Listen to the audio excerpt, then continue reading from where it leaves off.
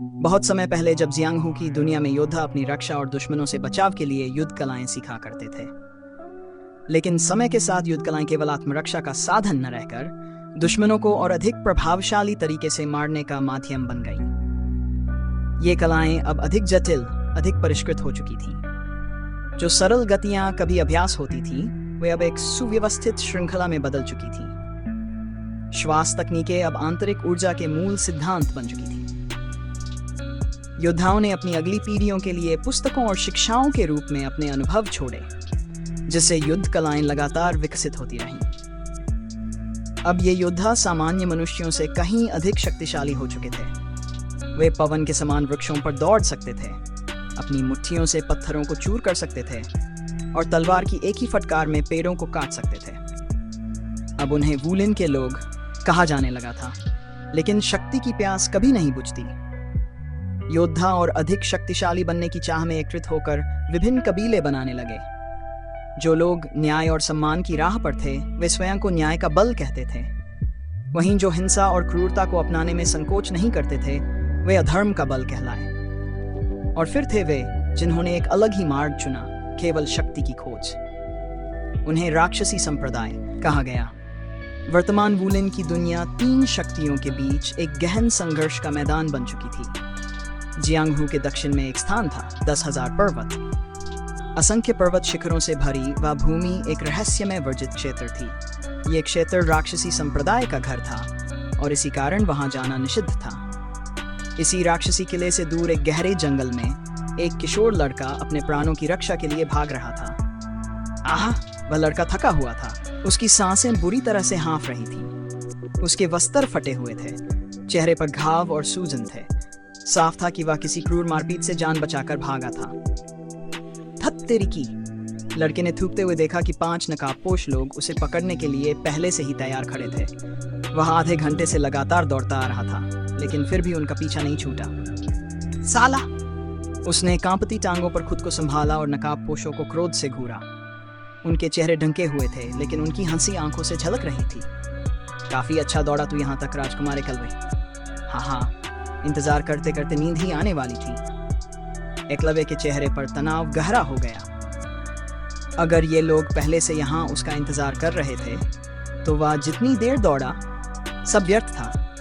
नकाबपोशों ने अपनी पीठ से तलवारें खींच लीं। उनकी आंखों में केवल एक ही उद्देश्य था, एकलव्य की मृत्यु। अब क्या करूं? वे उसकी जान लेने आए थे। उनसे बात करना किसी काम का नहीं था। वह अपनी पूरी आंतरिक ऊर्जा भागने में खर्च कर चुका था। अब लड़ने या भागने की कोई शक्ति नहीं बची थी। लेकिन मौत उसके सामने खड़ी थी, फिर भी उसकी आंखों में डर नहीं, बल्कि रोष था। क्यों? मैंने तो पहले ही अकादमी में दाखिला लेने का विचार त्याग दिया है। फिर भी तुम मुझे मारना क्यों चाहते हो? राजकुमार, आप अच्छी तरह जानते हैं कि यह सब कोई मायने नहीं रखता। एकलव्य स्तब्ध रह गया। उसने बचपन से ही इस दिन के आने की आशंका पाल रखी थी, लेकिन उसने कभी नहीं सोचा था कि यह दिन इतनी जल्दी आ जाएगा। जब तक आपके भीतर सिंहासन का अधिकार है, यह आपका भाग्य है। अन्य नकाबपोश भी बोलने लगे। समर्पण करो, हम जल्दी निपटा देंगे। चाहे तुम्हारी माँ साधारण हो, पर हम अपने प्रभु के रक्त का अपमान नहीं करेंगे। एकलव्य की आंखों में अब जलता हुआ क्रोध था। उसकी माँ का अपमान, यही वह शब्द थे जो उसकी आत्मा को चीर डालते थे। अगर मरना ही है, तो क्यों न लड़कर मरा जाए। उसने अपनी कमर से एक छोटा सा खंजर निकाला। उसने कभी युद्ध कला का प्रशिक्षण नहीं लिया था, बस अपने अंगरक्षक योद्धा जांग को देख देख कर कुछ बातें सीखी थीं। खंजर? क्या जांग से कुछ सीखा है? दुर्भाग्य से नहीं। अगर उसने सच में सीखा हो तो शायद आज यही कला उसके काम आती। मूर्खता! लेकिन तेरे भीतर जो खून है, वही बता रहा है कि तू मौत के सामने भी झुकता नहीं। नकाबपोशों के चेहरों पर प्रसन्नता थी। उन्हें किसी गिड़गिड़ाते हुए लड़के को मारने से ज्यादा एक न झुकने वाले लड़के को मारना पसंद था। मार डालो इसे, एक ने आदेश दिया और बाकी चारों एक साथ एकलव्य पर टूट पड़े। उसे लगा था कि वह कुछ समय तक उन्हें रोक पाएगा, पर ऐसा नहीं हुआ। हाँ, आग! एक नकाबपोश ने तलवार से उसका हाथ निशाना बनाया और खंजर जमीन पर गिर गया। उसका चेहरा पीड़ा से तड़प उठा, पर उसने उस आदमी को घूरते हुए देखा जिसने उसके गले को पकड़ लिया। आह, सब खत्म? एकलव्य का चेहरा लाल हो गया, पर उसकी आंखों में अभी भी हार नहीं थी। तभी सावधान, किसी ने चिल्लाया। क्या? वो खंजर। एक खंजर सीधा एक नकाबपोश के ठुड्डी में घुस गया। एकलव्य ने दूसरा खंजर छुपा रखा था और इस वार से वह नकाबपोश वहीं ढेर हो गया। क्या? एक साधारण लड़का जिसने कभी युद्ध कला नहीं सीखी मेरे योद्धा को मार गिराया। मुखिया का चेहरा हैरानी से भर उठा। शायद ये सब शुरू से एकलव्य की योजना थी। हरामी, पकड़ो इसे। एक और नकाबपोश दौड़ पड़ा और तलवार से एकलव्य के पेट पर वार किया। आग! उसने कभी इतना दर्द महसूस नहीं किया था। ज्वालामुखी की तरह जलता दर्द उसके पेट से उठकर गले तक पहुंचा और खून मुंह से बाहर फूट पड़ा। धत, एक बार तो सफल रहा पर दूसरी बार नहीं हुआ। लेकिन कम से कम एक को मारकर उसे संतोष मिला। अब तो उसे मरना ही था। आग! नकाबपोश उसका जख्म रौंदने लगा और एकलव्य चीख उठा। जमीन खून से तरबतर हो चुकी थी। वह तुरंत मार सकता था, पर उसने जानबूझकर एकलव्य को अधिक पीड़ा देने का निर्णय लिया था। धीरे, बहुत ही धीरे मारूंगा तुझे। मुखिया को यह दृश्य अच्छा नहीं लग रहा था, लेकिन वह बदले की भावना के आगे चुप रहा। तभी एक चमकती रोशनी फैली, जैसे आकाशीय बिजली गिरी हो। जब प्रकाश छंटा, नकाबपोशों की आंखें भय से भर उठीं। क्या? रक्त फव्वारे की तरह उछला। जो नकाबपोश एकलव्य को रौंद रहा था, उसका पूरा ऊपरी शरीर कटकर गायब हो गया। क्या? एकलव्य भी स्तब्ध था। अगर वह गलत नहीं था तो कोई सफेद रोशनी उसकी ओर आई और उस आदमी को पिघला गई। वो रहा। मुखिया ने एक दिशा में उंगली उठाई। वहां एक अजीब पोशाक में व्यक्ति खड़ा था और फिर वह गायब हो गया। क्या? ये कोई साधारण गति कला नहीं थी। ऐसा लग रहा था जैसे वह अदृश्य हो गया हो। तभी एक और रोशनी आई और एक अन्य नकाबपोश ढेर हो गया। अब सिर्फ 2 बचे थे, मुखिया और एक साथी। कोई उसकी मदद कर रहा है। वो सफेद रोशनी, क्या ये कोई ऊर्जा किरण है? अगर ये कोई अत्यधिक कुशल योद्धा की ऊर्जा किरण न होती तो ऐसी शक्ति किसी अन्य चीज में नहीं हो सकती थी।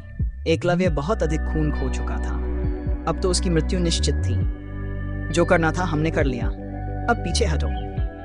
मुखिया संकेत देने ही वाला था कि अचानक एक और बिजली की लहर ने उसे भी खत्म कर दिया। आग! आखिरी नकाबपोश घबरा गया और भागने लगा, पर वह भी बिजली की चपेट में आ गया। सभी मर चुके थे। एकलव्य ने हंसते हुए कहा, हाँ, विदा हो जाओ हरामियों। तभी वह अजीब पोशाक वाला व्यक्ति उसके सामने प्रकट हुआ। एकलव्य चौंक कर चीखना चाहता था, पर उसके शरीर में ताकत नहीं बची थी। ओह, मरने की कगार पर भी मेरे पूर्वज मुस्कुरा रहे हैं। पूर्वज?